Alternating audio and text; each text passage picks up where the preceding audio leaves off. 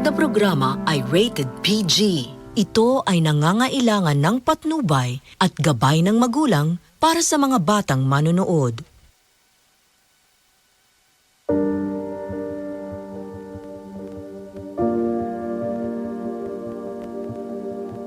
Marami pong test na ginawa po sa akin.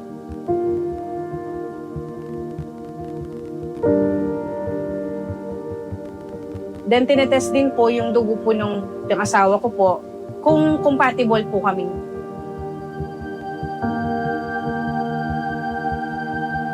Sine-check po nila kung bakit po hindi nagtutuloy po yung pagbubuntis ko po.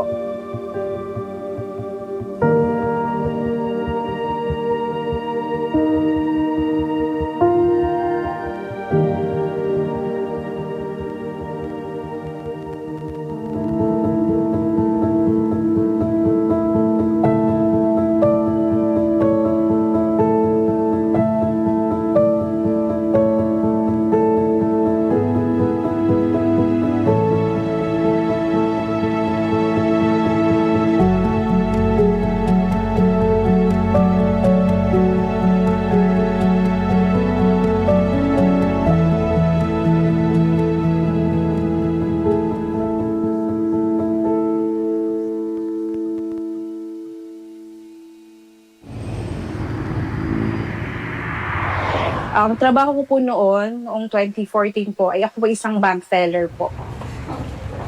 Si Eric po, dati po siyang nagtatrabaho po sa isang orthopedic shoes po, dito po sa May Pulilan. Unang-una po, nangarap po kami na magkaroon ng bahay at syempre po magkaroon po ng anak.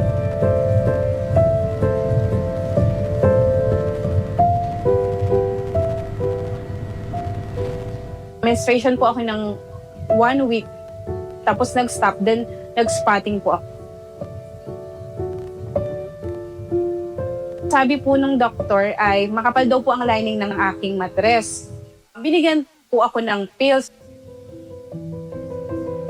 Then after 2 weeks po, bleed pa rin po ako ng bleed.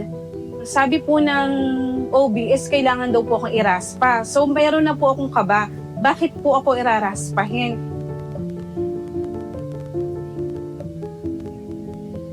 Nalaman ko po, nagulat ako, ang sabi po nung OB is may decidual tissue. So ibig sabihin po, ako po ay nagdadalang tao po pala.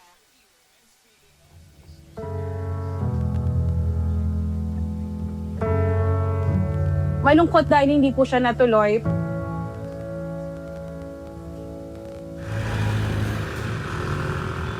So nakunan po ako ng 2014.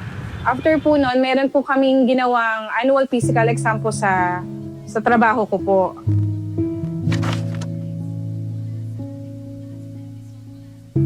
Sa x-ray po, parang may nakita po silang mass or tumor. Sabi po sa akin ng doktor ay magpa-CT scan po ako. So nakita nga po doon na may mediastinal mass po ako sa taas ng heart, sa likod ng lungs.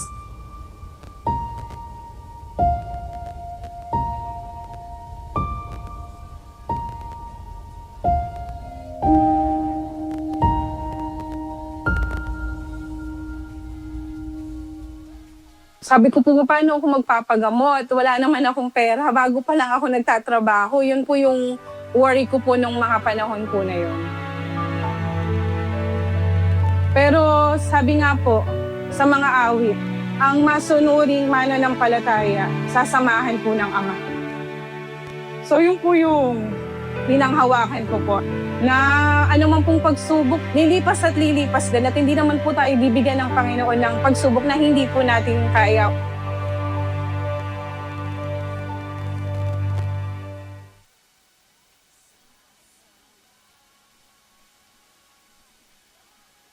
So nung pinuntahan ko na po yung specialista po na doktor ng thoracic surgeon, ang sabi po sa akin, kailangan po siyang mawala sa katawan ko po.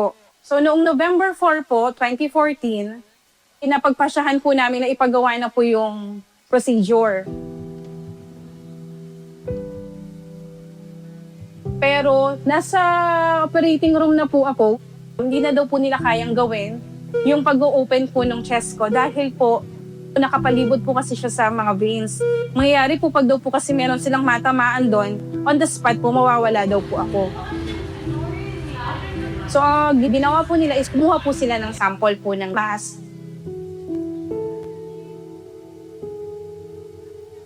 Nung nagising na lang po ako, saka ko po nalamang yung pong sakit ko po. Dineclare po ng doktor na may cancer po ako. Ako po ay mayroong Hodgkin's lymphoma stage 2B.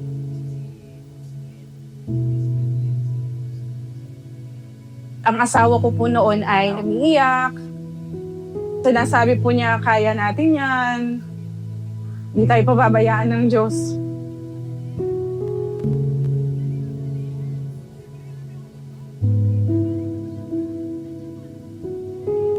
May nagpayo po sa aming isang destinado po namin noon.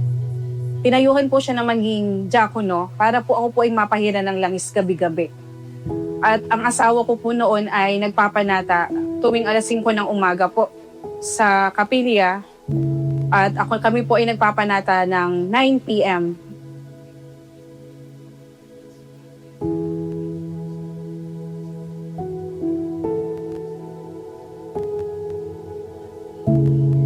Sumasampalataya po kasi kaming mag-asawa. Ano man po yung karamdaman, malubhaman po ito, ay kayang-kaya pong pagalingin po ng ating Panginoong Diyos.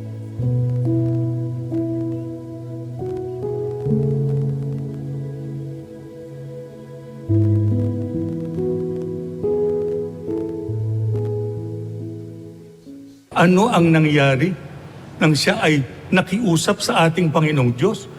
Nakalugod siya, nakapagbigay kasiyahan siya sa ating Panginoong Diyos. Sa makatwid, napakahalaga na tayo, pagka tayo lumalapit sa Diyos, humihiling sa Kanya ng ating mga pangangailangan, lalo na sa panahon ng ating mga pananalangin, dapat makita ng ating Panginoong Diyos na tayo ay nagdudulot sa Kanya ng ano? Oo, kasiyahan.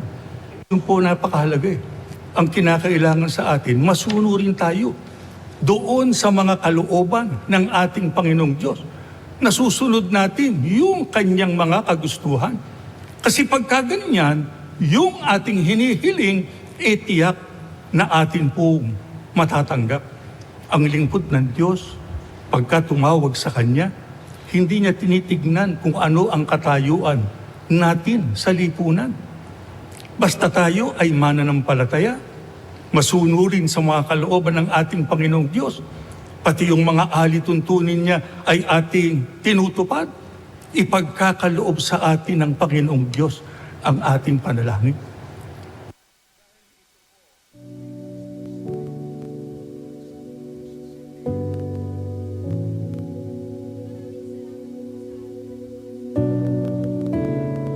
Napagdesisyonan po namin na magpa-chemotherapy ng 6 months. Sa first po, parang regular lang po yung nararamdaman ko. Pero pag after second day na po, masakit po siya sa tiyan. Second month ko po nung nawawala na po yung buhok ko unti-unti.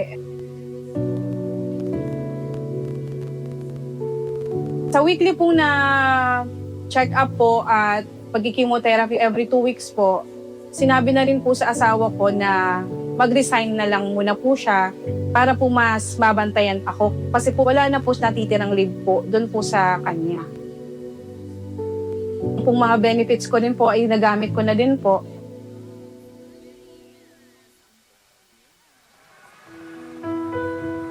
Marami po kaming mga nilapitang institusyon at natulungan naman po kami. At marami din po kaming mga kamag-anak na tumulong upang makapagpatuloy po ako sa pagpapagamot po. Then after 6 months nga po, in-advise po ako na mag-graduation ng 25 days. Yung graduation po, medyo mahal po siya daily. Nakiusap na po ako sa aking kumpanya na kung maaari po ay makapasok po ako kahit po half day lang para magkaroon din po ako ng extra income para pantustos po dun sa graduation po. Mabait naman po ang aking naging kumpanya, kaya po ako po ay pinayagan naman po half day. Hanggang sa natapos ko po yung 25 session po na radiation.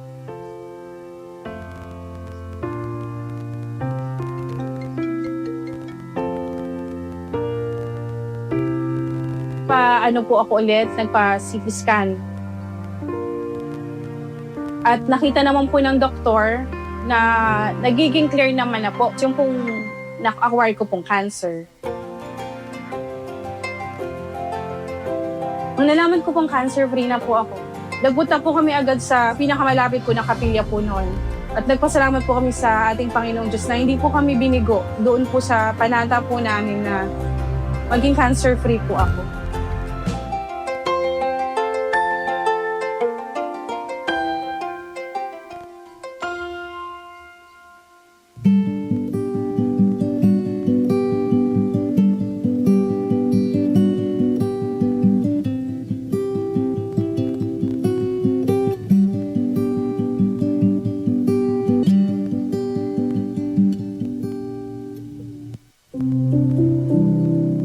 Noong 2017, 2 beses po akong nakunan. Then, nag-try din po ulit kaming magkaroon po ng anak ng 2019. Hindi pa rin po pinagkaloob. Nagpapanata rin po kami gabi-gabi. Hindi po kami nawalan ng pag-asang mag-asawa na sa tamang panahon po ay pagkakalooban din po kami ng ating Panginoong Diyos ng anak po.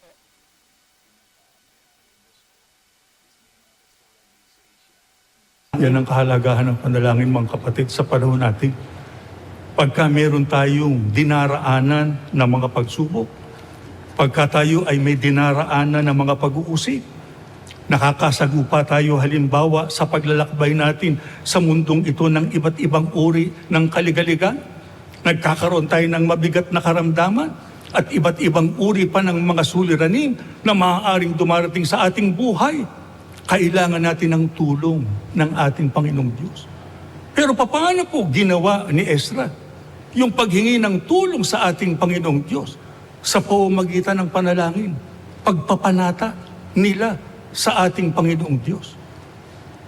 Kasi alam nila, ang Panginoong Diyos talagang magliligtas sa kanila sa panahon ng kanilang pangangailangan.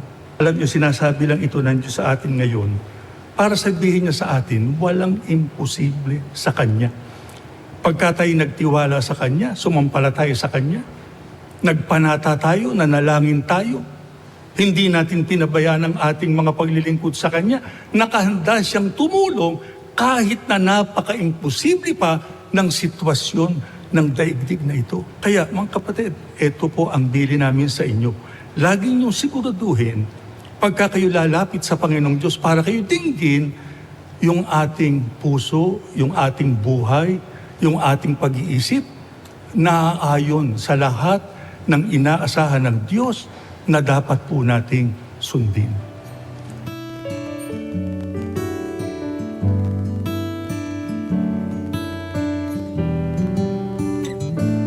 Noong pong 2019, nabuntis po ako ulit. Laking pasasalamat po sa ating Panginoong Diyos. Kaso po bigla pong nag-lockdown dahil pandemic pa po noon. Hindi po ako nakakapag-check up ng in-person po. May kaunting takot na naman po na baka po hindi na naman po siya magtuloy.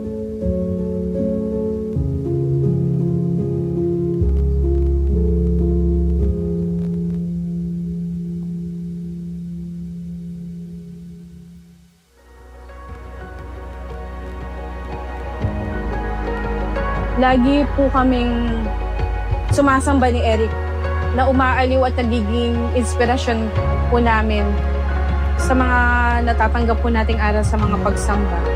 Doon po kami nang hahawak mag-asawa. Kahit anong pong mangyari sa aming buhay, anong pong mga pagsubok po, hindi po kami pababayaan po na ating Panginoon Diyos.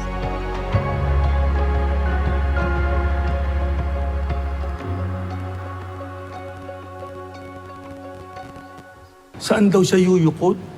Sa banal na Templo po. Alin ba yung templo, mga kapatid? Oo. Ano ba itong ating kinalalagyan ngayon? Oo, di ba? Gusaling sambahan. Sa makatwid, napakahalaga pala sa mga tao ng Diyos. Lagi silang nagtutungo doon sa gusaling sambahan, sa templo. Napakahalaga pala na tayo ay nasa pagsamba. Narito tayo sa loob ng gusaling sambahan.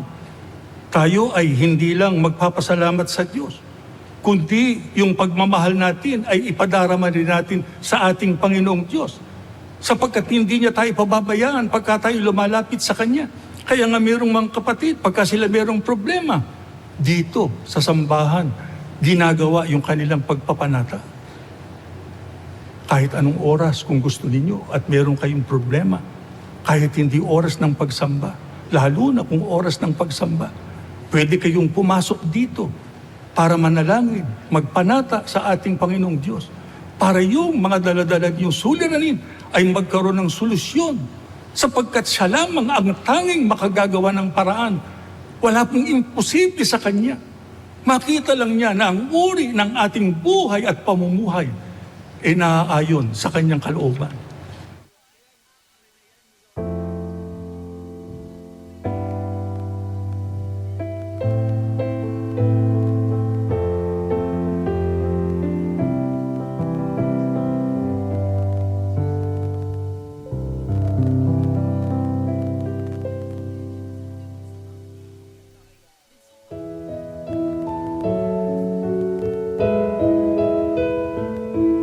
Pinanganak ko po si Samuel Art Maglalang noong August 8, 2020.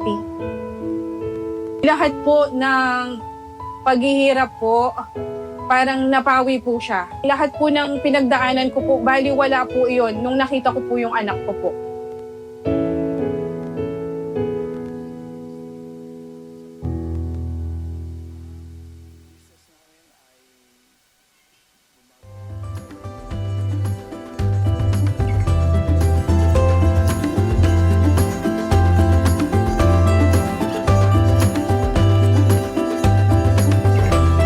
Bali noong New Year's Eve po ng 2021, nagkaroon po ng karamdaman po ang aking asawa. Bali nung una po ay lagnat lamang.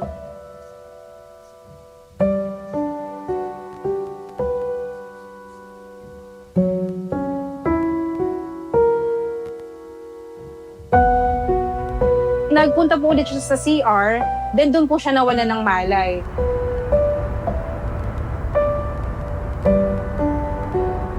Dinala po siya sa ICU. Nung pong mga madaling araw na po, nagsi-seizure na po siya.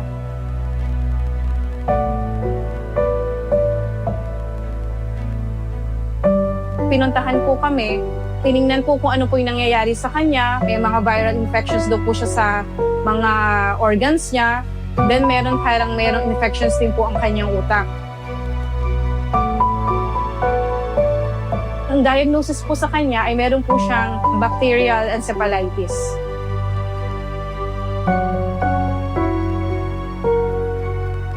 Ang sabi po sa akin, kung hindi magagamot ay tuluyan na daw po siyang mawawala.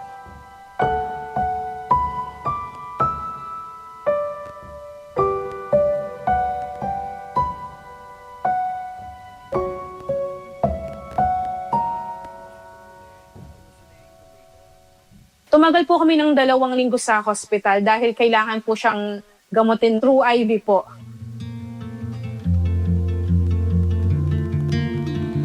Ang tingin ko po, lalo po akong mahal ng Diyos pag po binibigyan po niya ako ng mga pagsubok na minsan po mabigat, pero mas alam ko po na mas mapapalapit po ako at kakapit pa rin po ako sa Kanya. Anong inaasahan ng ating Panginoong Diyos sa mga lumalapit sa Kanya? Dapat marunong tayong gumalang sa ating Panginoong Diyos. Pagka sinabing tayo ay gumagalang sa Diyos, ginagawa natin yung lahat ng kalooban niya. Sinusunod natin yung lahat ng kautusan niya. Pagka tayo lumapit sa Diyos, totohanan ang ating paglapit. Tayo ay masunurin sa lahat ng Kanyang kalooban. Tinutupad natin yung lahat ng ating mga pananagutan sa Kanya. diringgin tayo ng ating Panginoong Diyos. Ibibigay niya sa atin yung lahat ng ating kailangan. Sino nagsasabi niya sa atin, mga kapatid? Ang Diyos. Dapat nating sampalatayanan yun. Wala pong iglesia ni Kristong kawawa. Kung ginagawa niya yung lahat ng hinahanap ng Diyos sa Kanya na dapat niyang gawin, hindi maramot ang Diyos. Ibibigay niya sa atin ang mga kabutihang kailangan natin sa ating buhay.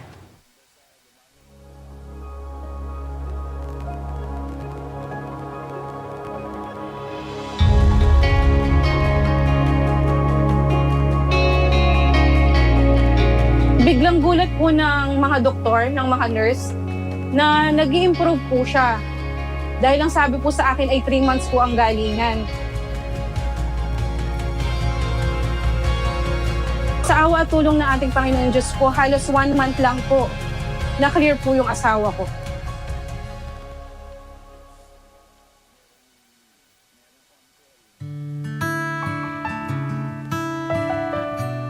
Sa kasalukuyan po, ang asawa ko po ay naging online selling po siya ng mga piyesa ng sasakyan. Ako naman po, sa awa at tulong ng ating Panginoong Diyos, ako po ngayon ay isa ng marketing officer po.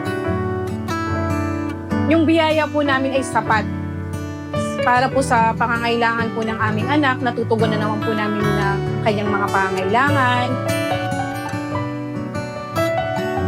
Naging mabuti naman po at naging maayos naman po yung pamumuhay po namin after po ng mga pagsubok po na naranasan po namin.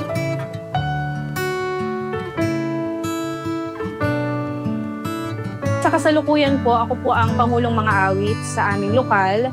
Ang asawa ko po ay diakono at isa po siyang katiwala ng purok.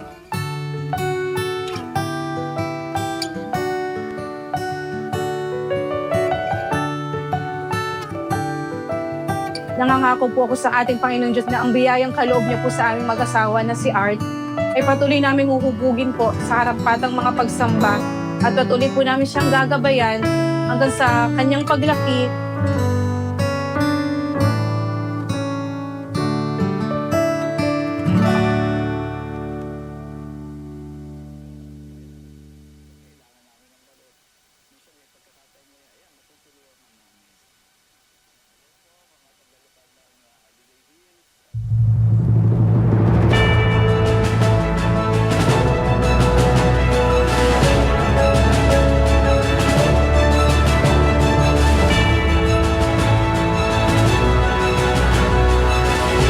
Mula sa munting pasimula, lumagana po ang Iglesia ni Cristo hanggang sa iba't ibang panig ng daigdig.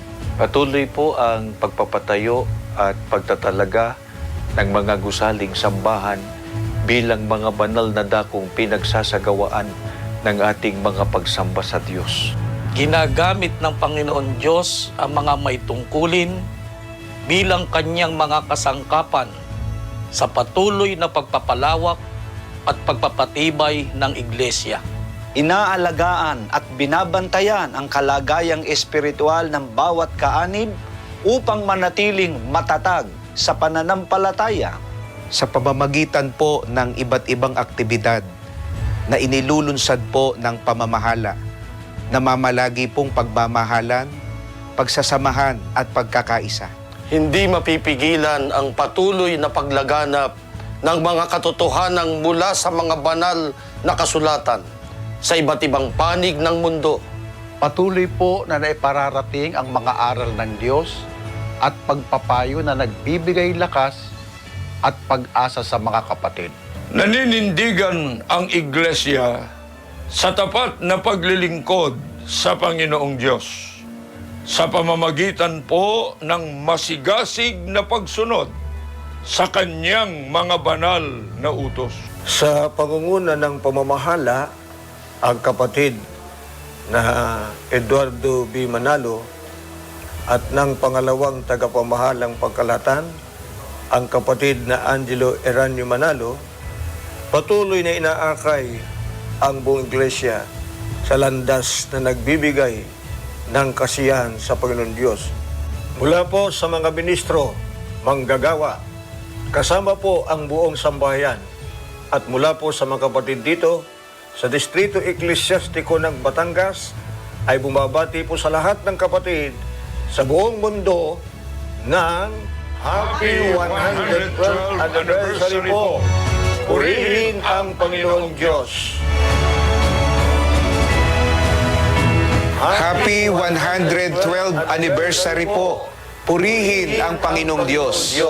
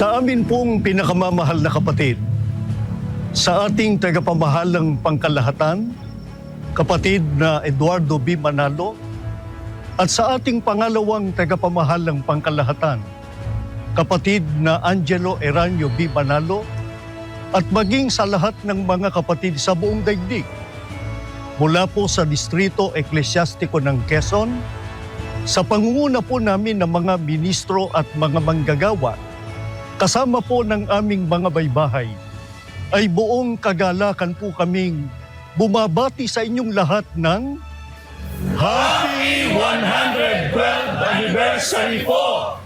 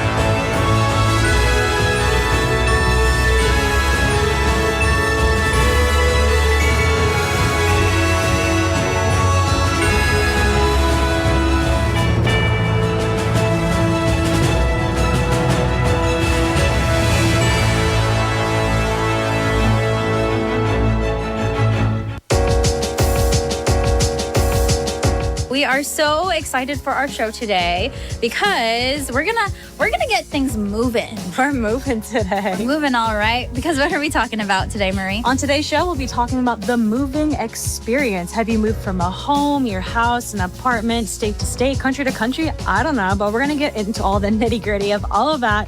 Talk about our personal experiences. We'd love to know yours. Any tips and tricks? We're talking about it all. We're getting it moving today. Yes, we are. And we're super excited that you can join us. And we will catch you on The next wave.